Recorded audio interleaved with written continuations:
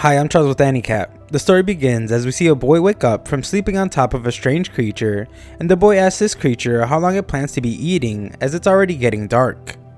A gigantic monster appears in the distance as the boy watches through a kaleidoscope that has come out of his creature. The gigantic creature lands on a building, and the boy tells his monster that it's been a while since they had any prey. The boy points out that the creature is actually quite big, and his beast seems disinterested in going after it. Atop the building, something appears above the giant, and a boy emerges from its mouth. Elsewhere, a girl named Yuki eats some strange black thing and greets one of her friends. The two discuss the news of another giant monster that has appeared, and Yuki asks if they should go see it, but her friend declines. At school, Yuki puts some things away in a shed and notices a bike. Oddly enough, she would leave the shed and find that the same bike is outside. Before she can investigate, the boy we saw earlier stops her and explains that it's his bike. He accuses her of trying to steal it as he leaves, but she stops him to say that she wasn't going to.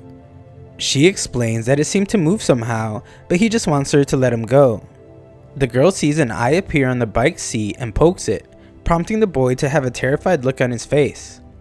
The bike instantly transforms into the creature we saw earlier, and the boy panics as he states the monster's name as Cencoroll.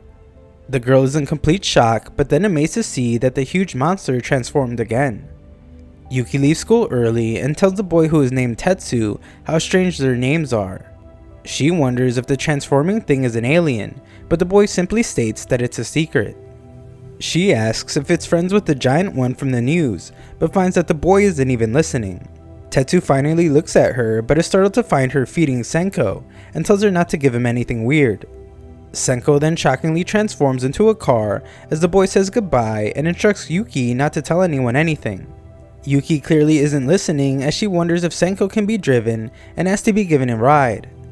Moments later, we see that Tetsu did give her a ride as Yuki emerges from a store after buying them some pudding. She rushes off to get a spoon, and Tetsu sees that Senko badly wants some pudding. Tetsu is upset and states that all this has happened because Yuki fed him something weird. Just then, a mysterious boy calls out to Tetsu, and Tetsu wonders if he saw him feeding Senko. This is no ordinary boy, however, as a monster appears behind him, and the boy compliments how interesting Tetsu's car is. Tetsu tells the boy that he should hide his monster, but the boy only wants to know if Tetsu will give him his car. Tetsu explains that he is busy going after his prey, and they should handle this situation later. The boy knows that Tetsu wants to go after the big one, and surprisingly states that he can call it for him. He explains that he left it out there on purpose, as he knew someone like Tetsu would go after it.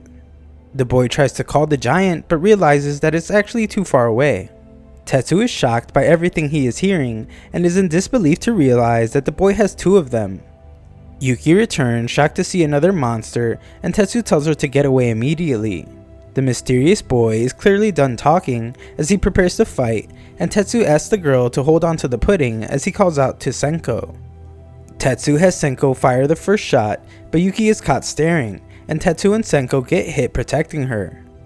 Senko manages to save her once more while dealing severe damage to their opponent, but ends up getting hurt as well.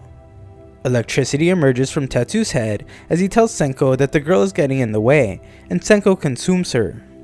The other boy is upset as his monster is clearly too injured to continue fighting, and Tetsu uses this opportunity to get away with Yuki. The boy is still upset, but is amazed to see that Tetsu's monster can transform, and says that he has a good one. Elsewhere, Yuki wonders if her new friends are okay, and Tetsu explains that they are just a bit tired. She wants to know what's going on, but he explains to her that this doesn't concern her. Yuki decides to go home alone, but makes sure to thank Senko for saving her. Tetsu is a bit annoyed, however, and wonders what Senko was thinking by giving the girl a ride in the first place. Moments later, it begins to rain, and Yuki regrets not getting a ride home. However, before she can go home, the mysterious boy appears to stop her. He's in search of Tetsu and instructs Yuki to tell him that he wants to meet again, which she begrudgingly agrees to do. The boy realizes that Yuki is just a normal person, and Yuki explains that she just met Tetsu that day. The boy takes his leave and instructs Yuki to tell Tetsu that he will be waiting on top of the large building. Yuki relays the message to Tetsu the next day and demands to get some more information and threatens to tell the entire school everything if he doesn't explain. Tetsu refuses to say anything, but Yuki explains that she is there to listen if he wants to let everything out. He still refuses and is surprised to see that Yuki isn't scared. Tetsu must scold her again for trying to feed Senko, as she explains that it's just chocolate. He still tells her not to give it anything though, as it affects his transformations. Yuki confirms that she saw the other monster, and Tetsu explains that Senko eats other monsters. Yuki wonders if Senko can learn to understand what she says, but Tetsu explains that it can't, and the only way to communicate with him is with the thing coming out of Tetsu's head.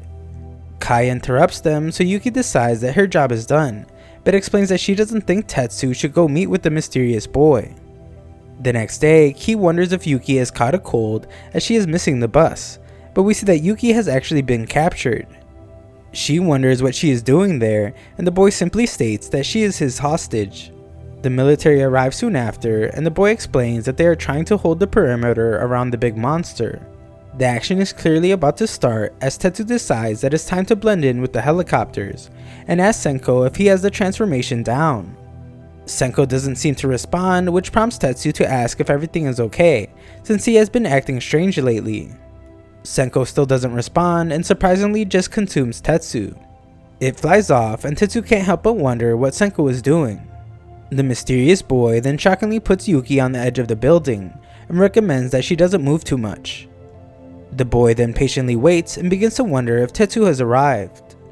We then see Tetsu is there as he makes his way to Yuki and asks what she is doing hanging out on the ledge. Just then, we see the mysterious boy's monster appear on top of another building with a spear, and the boy instructs it not to miss as it launches the spear. Tetsu is clueless as ever as he wonders how Yuki climbed up the building, and she explains that she was put up there by force. She is about to explain further, but the giant spear lands on them and deals devastating damage. Things are starting to look bad as we see that Senko has lost an arm and was injured protecting Yuki once again. Tetsu asks if Senko is okay and is surprised when Senko begins to do something while still holding on to Yuki. The mysterious boy emerges again and yells out to Tetsu. He demands Tetsu to make his move now so they can get their fight over with, and vanishes into a hole. Back with the others, Yuki wonders where Tetsu has gone and decides to go get help. She can't, however, as the mysterious boy appears with his giant that covers the sky above Yuki. She is completely hopeless as she calls Senko's name, and Senko allows her inside of him. Inside, she finds Tetsu and explains to him how bad things are on the outside. He explains that he just needs a bit of rest, and Yuki is shocked to see that his arm has been completely destroyed. Yuki wonders what happened and is shocked to hear that Senko ate it. Just then, they are picked up by the giant monster and are left in horrible shape. Yuki realizes the situation and demands that Senko change control to her. Tetsu is shocked by her demand as he calls her an idiot and asks her what she thinks she is doing.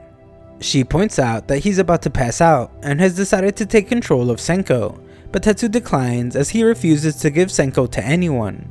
Yuki exclaims that they will be eaten soon just as an antenna emerges from her head. Tetsu is furious at Senko for doing it, but is then instantly grabbed by the giant monster. Tetsu is removed from Senko and the giant creature consumes Senko. The mysterious boy writhes in pain, but is glad to see that the assimilation is complete.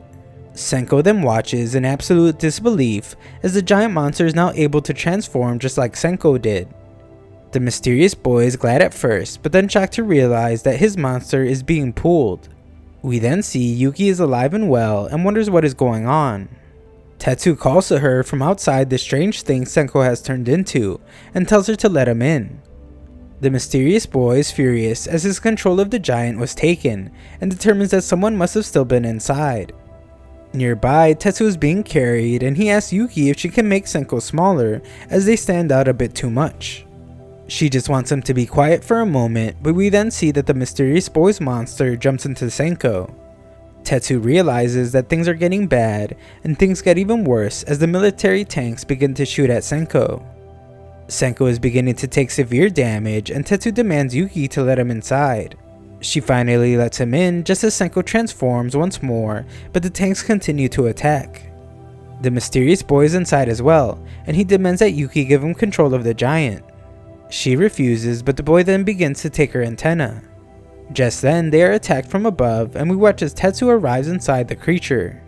He wonders where exactly Yuki put him as he finds Senko in really bad shape, and asks him not to die as he separates him from the structure.